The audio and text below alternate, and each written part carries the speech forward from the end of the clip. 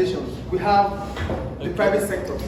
For the private sector, they are divided into different groups. We have the sole trader, the partnership, that's part of it. We have the cooperative society, we have private limited company and public limited company. But they are not the same. They have different objectives. And the owners are also different. For sole trader, it's a business that is owned, controlled by an individual. So whatever the owner makes, all the profit belongs to the owner. That's the sole trader. But the problem about the sole trader is that the sole trader has unlimited liability, which means the business cannot be separated from the owner. So if you have a business, as an individual, if you have a business, that business is you. So whatever happens to the business affects you. That is what we mean by unlimited liability. Unlimited liability means whatever, in case of debt to the business, it affects your personal wealth. So if the business is owing customers or suppliers, if the business is owing suppliers, it can also affect you.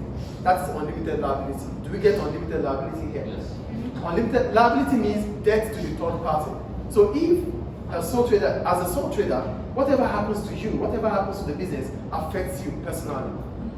So you cannot separate the business from the owner. That is why it is unlimited liability.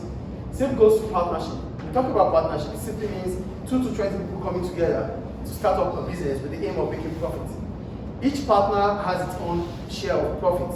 Each partner will put certain amount of money into the business. But whatever happens to the business, it affects all of the partners. So the partners might lose their personal wealth if the business is owing some debt or some creditors. Do we get partnership here? Yes. Then someone asked about cooperatives and partnership. Yeah, me. Okay. Cooperatives are not the same as partnership. For cooperative society, these are a group of people.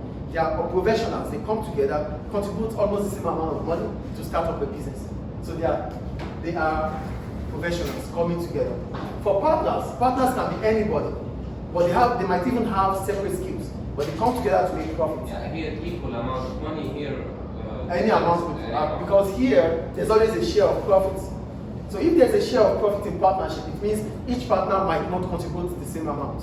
Some partners, we call them active partners. They contribute money and at the same time work in the organization. I think it's fair. And for limited liability, we're talking about limited liability for limited companies, for private limited companies and public limited companies. There's limited liability because whatever happens to the business does not affect them.